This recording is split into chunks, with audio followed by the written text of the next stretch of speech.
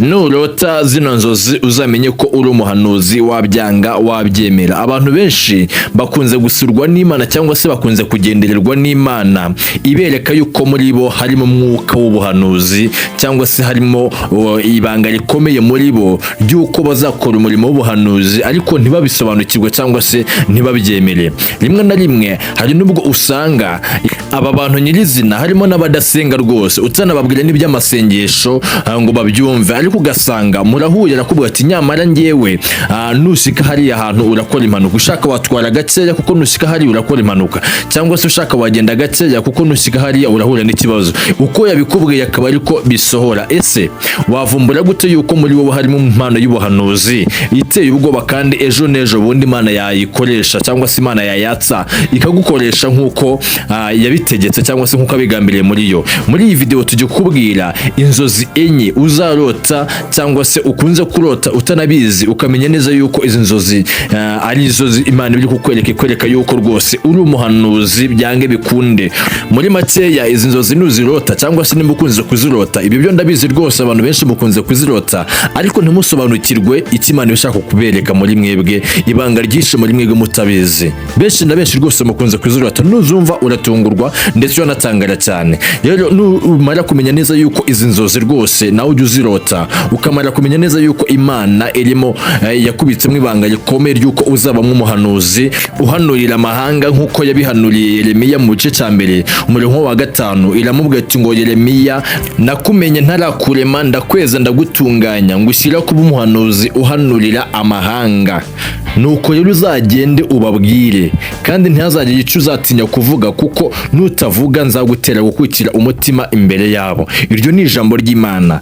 Rero nawe numara kumenya neza yuko uri umuhanuzi, ibintu ngiye kukubwira rwose ubyiyiziho, ndaje nkubwire video irangiye, nkubwire igiye kurangira, nkubwire n'icyo wakora ukimara kubona ibi bimenyetso cyangwa se ukimara kwibonamo ibi bintu yuko rwose Imana izakugira umukozi wayo. Rero nshuti yanjye nguhaye ikaze. Iyi ni channel yitwa Hindura TV, kanda subscribe wibuke gufungura n'inzogera kugira ngo video yose dusizeho ujye uyibonera mu gihe. Ureba ngaho munsi y'iyo foto yanjye urebe akajambo kandi akantu kameze nk'agakumwe ugakandeho, aho kantu uraba duhaye like dufasha kwereka YouTube yuko abantu badukurikirana ari abantu atari amarobo. Nshuti yanjye wibuke kujya no muri comment section wandikemo ijambo ngo amena cyangwa se nanjye bisanzwe bimbaho cyangwa se igitekerezo cyawe kindi cyangwa indi nama yindi ushaka kugisha. Nguhaye ikaze. Iyi video wibuke kuyisangiza bamwe mu nshuti zawe uzi yuko bakunze kugira kino kibazo cyangwa se bakunze kwishidikanyaho, bipinga batazi yuko Imana yababitsemo ibanga ry'uko bazaba abakozi bayo kandi bahanurira amahanga. Rero inshuti yanjye nguhaye ikaze, nge mugiye kubana nitwa Eric niyo kwizerwa, reka ngaruke mu kanya.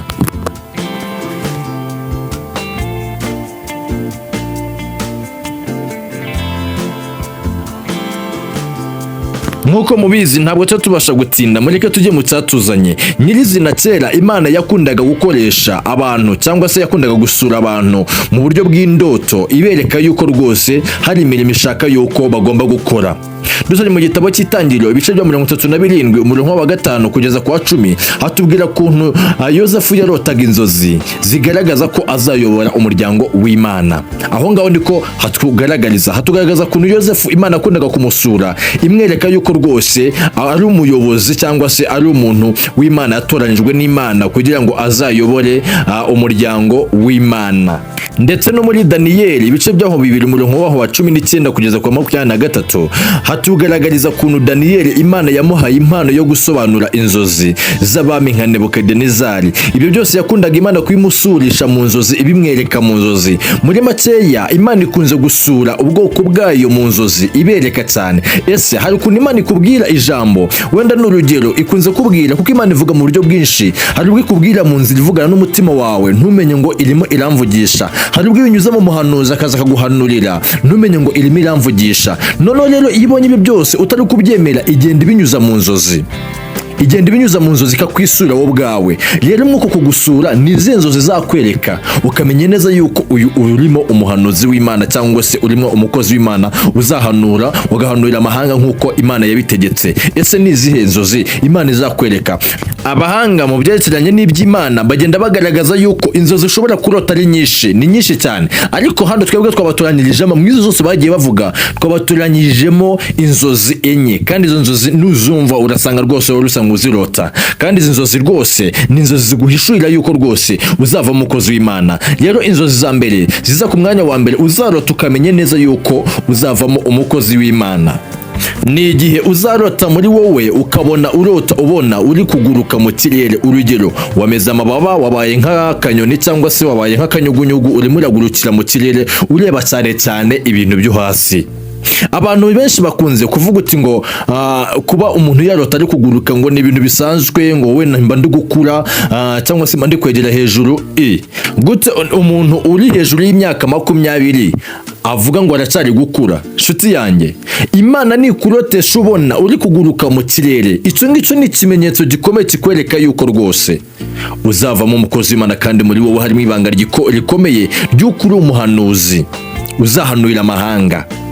Ntuvuge uti ngo nuko mba ndi gukura. Yego ndabyemera yuko rwose abana bari munsi y'imyaka 18 abo ngabo rwose iyo barose hari igihe mugani bisobanura yuko baba bari gukura, ibyo byo ndabyemera cyane. Ariko nanone nimba uri hejuru y'imyaka 20, uri hejuru y'imyaka 18, gute uvuga ngo urimo gukura? Gute uvuga ngo kuba ndi kurota ndimo nguruka wowe yango ndi gukura? Oya nshuti yanjye, nurota izi nzozi ubusenga ubudasenga, umenye neza yuko muri wo harimo ibanga rikomeye ry'uko uzavamo umuhanuzi ndetse uhanurira amahanga yose. Imana yakubitsemo impano, ndetse muri wo harimo ijwi ry'Imana ritari kugaragara cyangwa se utari kumenya yuko rifite, ariko rizahishurwa mu gihe cyaryo. Nshuti yanjye, iyo umuntu arota aguruka, ubundi umuntu iyo arose aguruka aba ari kugenda cyangwa se ari hejuru mu kirere, aba ari kugenda areba hasi ibintu byose, kandi bireba neza rwose. Rero nshuti yanjye, iki ni ikimenyetso kigaragaza yuko uku nguku uri kurota uguruka,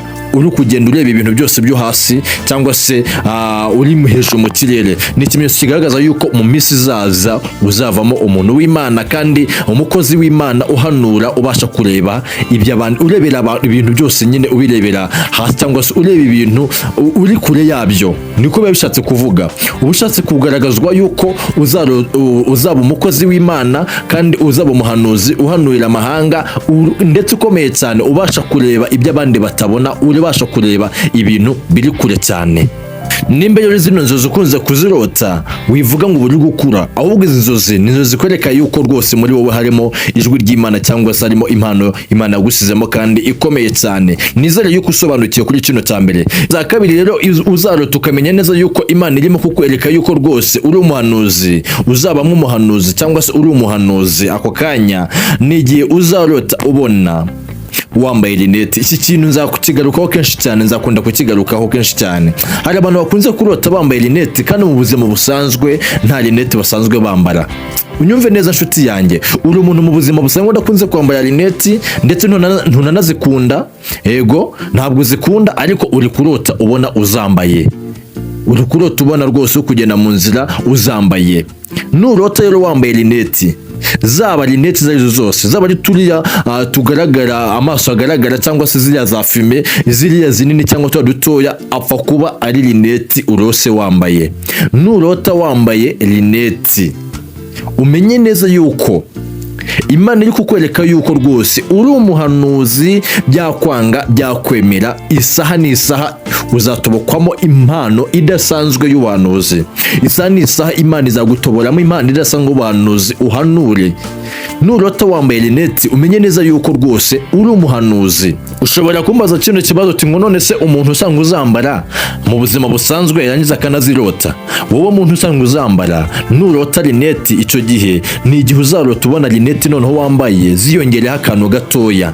Cyangwa se urugero, wari usanzwe wambaye, ukunze kwambara rinete zisanzwe zigaragaza amaso, ari nazo nanakunda, ariko noneho wajya kurota ukarota ubona wambaye fime, cyangwa se ukarota ubona na za zindi wari usanzwe wambara, ukarota noneho ubona noneho ziyongereho akantu gatoya, cyangwa se zisa nkaho zijimye ukuntu, zahinduye ibara, mbega nyine ukuntu bimeze gutyo. Ujye umenya neza yuko rwose Imana irimo kukwereka yuko rwose uzavamo umuhanuzi. Iyo umuntu yambaye rineti mu buzima busanzwe abasha kubona n'ibintu abandi batabona. Rineti nizo abaganga bakunze kwifashisha ku muntu urwaye amaso, ufite uburwayi bw'amaso, abaganga bakamuhereza akaba arizo yambara kandi agasoma neza cyangwa se zikamufasha kubona neza. Rero rineti ni ikintu gikomeye mu buryo bw'umwuka cyane, kikwereka yuko rwose ejo n'ejo bundi uzavamo umuhanuzi kandi ukomeye cyane, ubasha kubona ibyo abandi batabona. Iyo umuntu yambaye rineti mu buzima busanzwe, uzanacungura nazambaye rineti mu buzima busanzwe, hari izo wambara wareba hasi ukabona habaye harehare cyane, cyangwa se wareba ibintu ukabona biri kure cyane. Bishatse kuvuga rero yuko rwose nanone Imana rineti kunze kuzikoresha mu buryo bw'umwuka, ikwereka yuko rwose uzabasha kubona ibintu bitari hafi yawe, ibyo abandi batabona ubasha kubarebera mu marineti, ubasha kureba rwose wowe ufite andi maso. Imana ibiri kukubwira yuko igwaye andi maso ya kabiri. Rero nshuti yanjye, nizere yuko rero uri kugenda usobanukirwa buri kantu ku kandi. Nimba ujye utubona wambaye rineti, Uwiteka arimo akubwira yuko rwose ejo uzavamo umuhanuzi rwose kandi uhanurira amahanga. Umenye neza yuko muri wowe harimo impano ikomeye Imana izagutoboramo mu gihe cy'ahazaza. Kugenda usobanukirwa nshuti yanjye, iyi ni inzozi za kabiri. Imana ikurotesha ukamenya neza yuko rwose urimo umukozi w'Imana, urimo umuhanuzi w'Imana. Inzozi rero za gatatu, Imana ikurotesha ukamenya neza yuko izi nzozi zikwereka yuko rwose uri umukozi w'Imana cyangwa se uri umuhanuzi w'Imana, wabyanga wabyemera. Ni igihe uzarota ubona urimo gusengerwa nk'ahantu mu iteraniro runaka, cyangwa se wajya kugenda ukabona uri mu iteraniro, ukabona muri iryo teraniro harimo umuntu, ukabona afashwe n'umwuka arimo arahanuye, ari guhanura. Kurota ubona uri gusengerwa mu iteraniro, ubona ari kukurambikaho ikiganza bagusengera, cyangwa se ukarota ubona mu iryo teraniro harimo umuntu urimo guhanura akuzura umwuka, kundi ushobora kurota ubona hari umuntu uri guhanura mu iteraniro. Ntukaza ugira ngo ni ibintu bisanzwe, burya nta kuntu ari uwo muntu aba ari guhanura, ahubwo Imana iri kukwereka yuko rwose nawe uri umuhanuzi cyangwa se uzava nk'umuhanuzi. Ibi bintu benshi bakunze guhura nabyo cyangwa se bakunze kubirota, bakagenda bakabona rwose basitse mu iteraniro bagiye gusenga bisanzwe, ari kurota bari mu nzozi, akajya akabona rwose muri iryo teraniro umuntu uzuye umwuka arahanuye avuze indimi. Wowe ukavuga uti ngo rwose arimo ari guhanura, kandi ubwo nyamara Imana kukwereka yuko rwose ari wowe rwose uzahanura mu minsi iri imbere. Mu minsi iri imbere rwose nawe urimo umuhanuzi. Kubera iki sitakwereka uwigisha ijambo ry'Imana? Kubera kitakwereka se abakira indwara, ahubwo niko ikwereka umuntu wuzuye umwuka agahanura.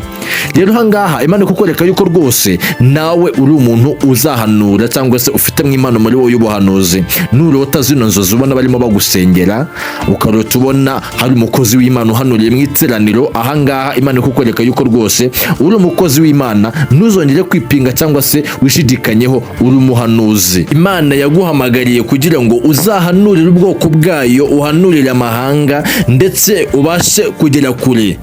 Imana yakubitsemo impano y'ubuhanuzi muri wowe.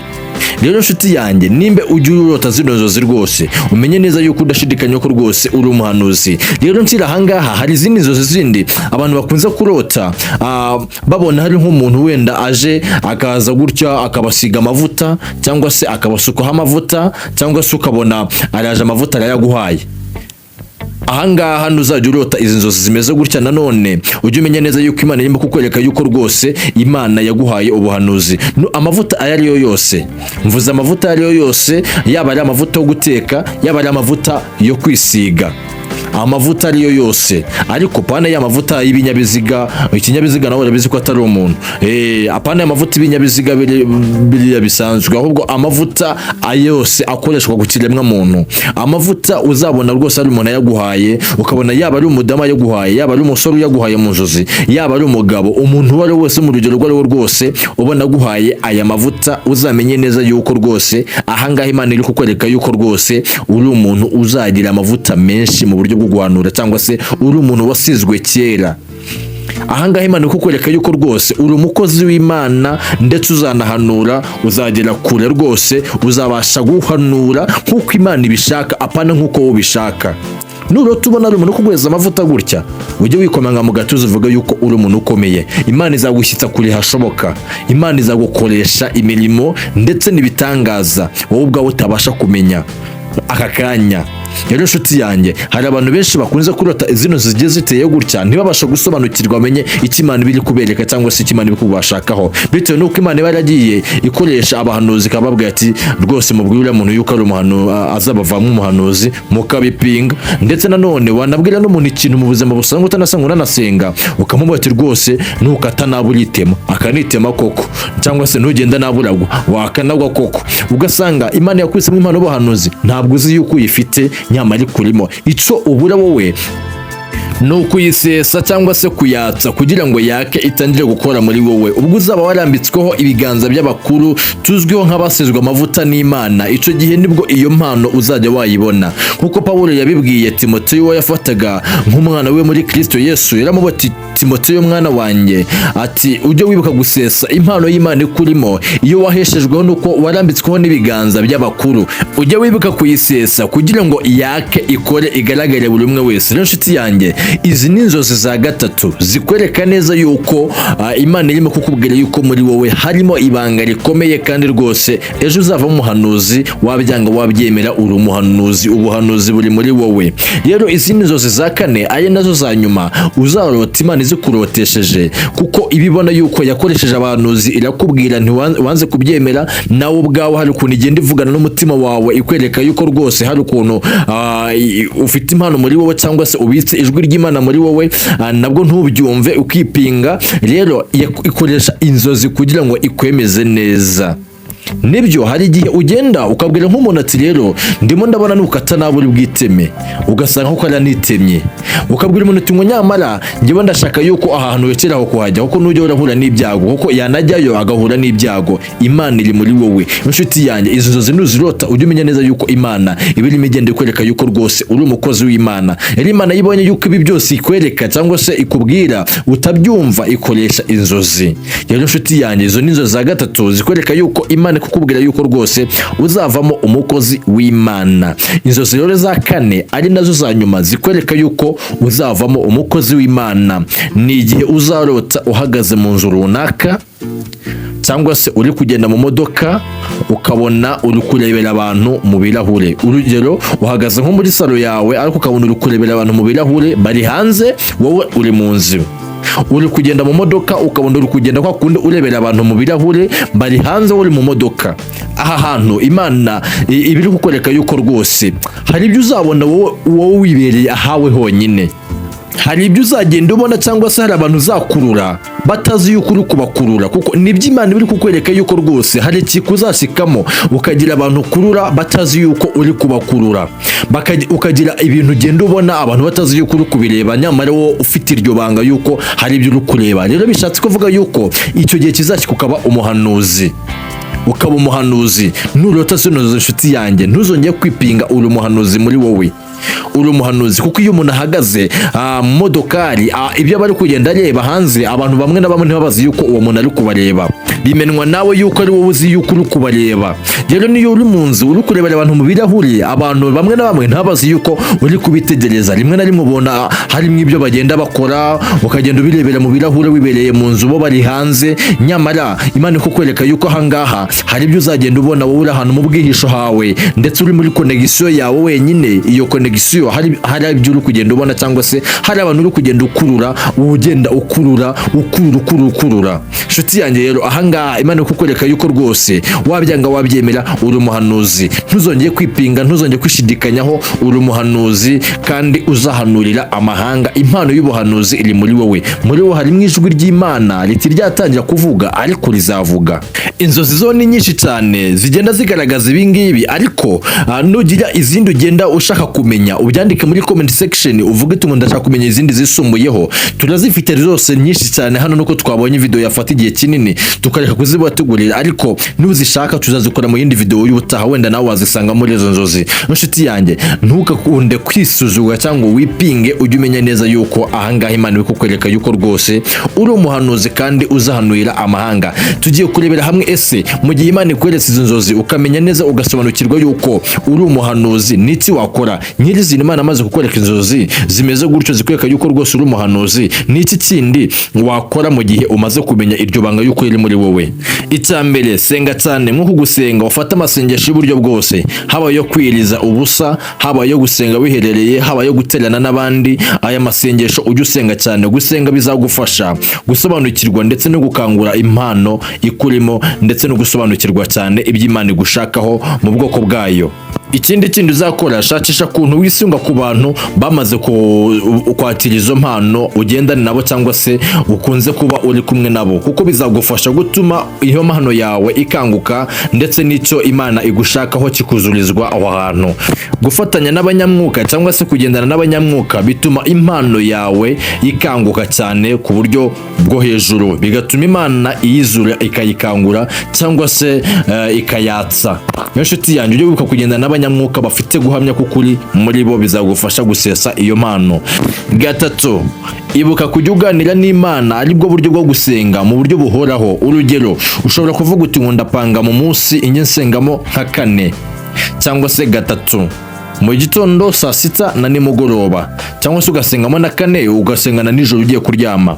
Rero panga uburyo buhora bwo gusenga uvugana n'Imana, kandi naho ugenda hose mu nzira uganira nayo mu mutima wawe, uyibwire ngo ndashaka yuko usohoza umugambi ufite ku buzima bwanjye. Ibi byose bizagenda bigufasha gutuma Imana igenda ikwegera cyane, hanyuma iyo mpano ikurimo igenda iseswa yake. Ndagushimiye cyane rero nshuti yanjye, nibi bintu nje naguteguriye cyangwa se n'inzozi naguteguriye zikwereka ko uri umuhanuzi. Nimba wanyuzwe, ntiwiberwa kugenda udakanda subscribe kuri channel Twahindura TV, wibuka gufungura n'inzogera, kandi iyi video wibuka kuyilikinga, ndetse ukande wandike no muri comment tubwiye igitekerezo cyawe, wakandikamo ijambo amen, wakandikamo igitekerezo cyawe cyose ushaka. Imana iguhe umugisha. Wibuka kwisangiza umuntu wese uze akunda kwishidikanyaho.